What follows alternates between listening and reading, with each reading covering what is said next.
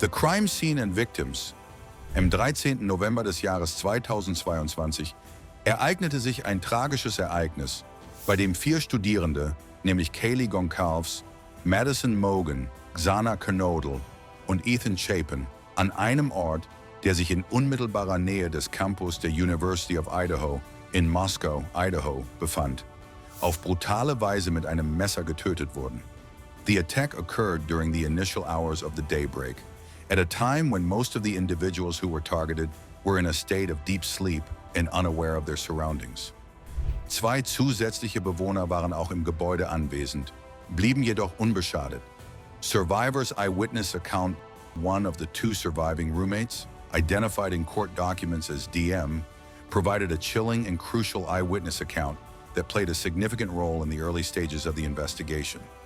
According to her statement, in the early morning hours of November 13, 2022, she was awakened by unusual noises coming from within the house, including what she thought was someone crying and a male voice saying something like, "It's okay, I'm going to help you."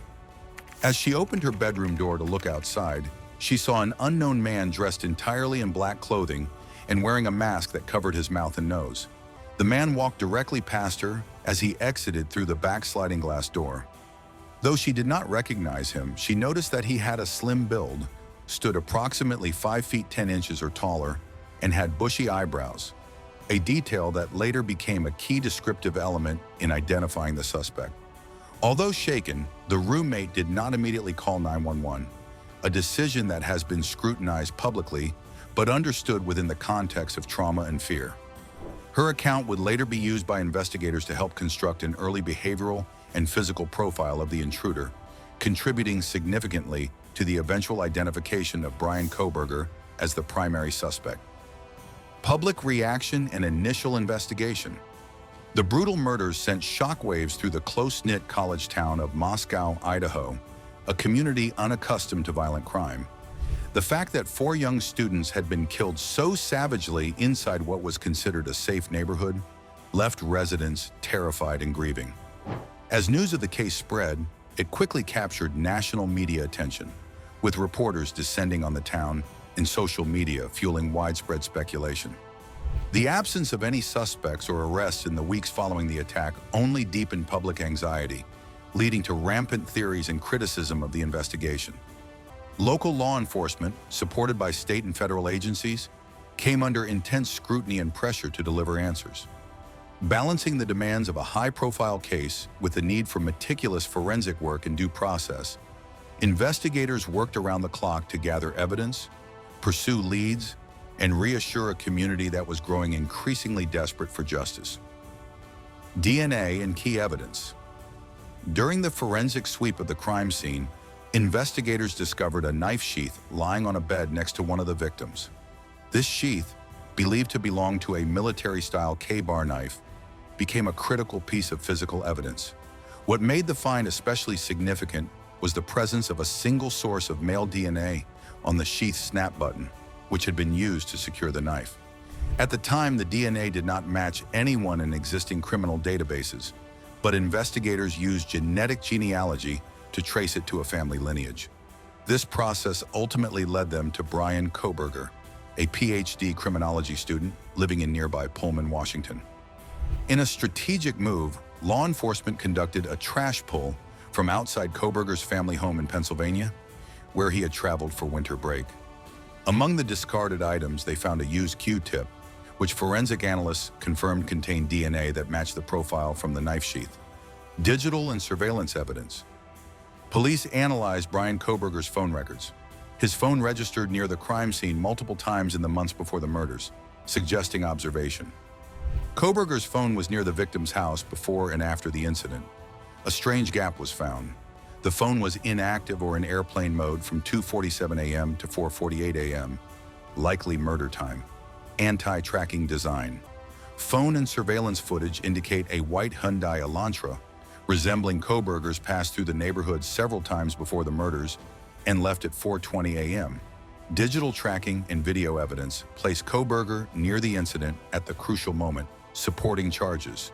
The suspect, Brian Kohberger. The academic background of 28-year-old Washington State University PhD. Criminology student Bryan Kohberger haunts his alleged deeds. Before his doctorate, he studied forensic psychology, which examines criminals' minds and behaviors. Kohberger even conducted online polls of criminals to ask them about their emotional and cognitive states during the crimes. This unusual research and his intensive study of criminal conduct have raised troubling questions about his crimes' premeditation and forethought. Arrest and charges. On December 30th, 2022, Bryan Kohberger was arrested at his parents' residence in Pennsylvania, marking a pivotal development in the investigation.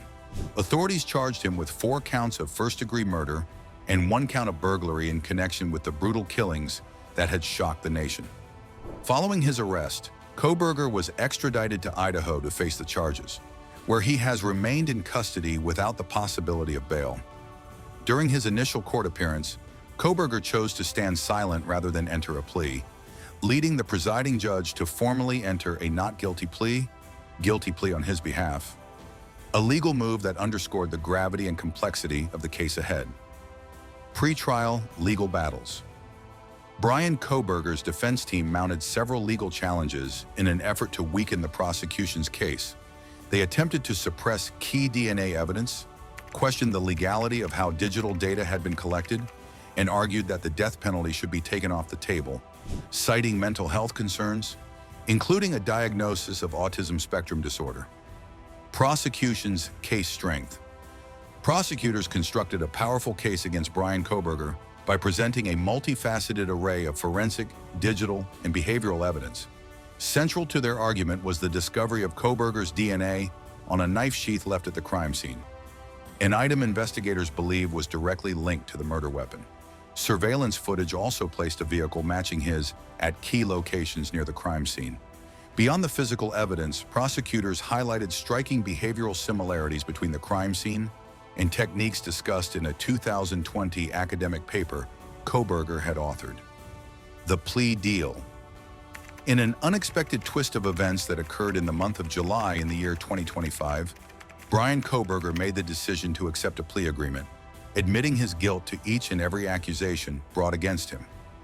As part of the agreement, the prosecutors agreed to cease their efforts to seek the death penalty.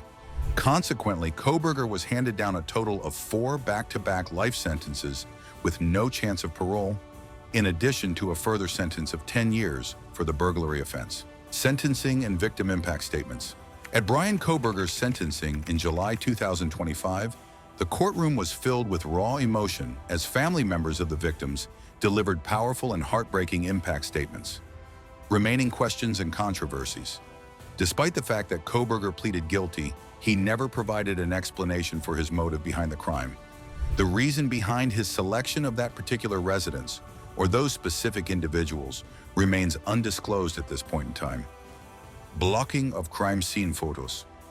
Im August des Jahres 2025 entschied ein Richter aus Idaho, die öffentliche Veröffentlichung von detaillierten Tatortfotos zu blockieren, den Familien der Opfer Respekt zu erweisen.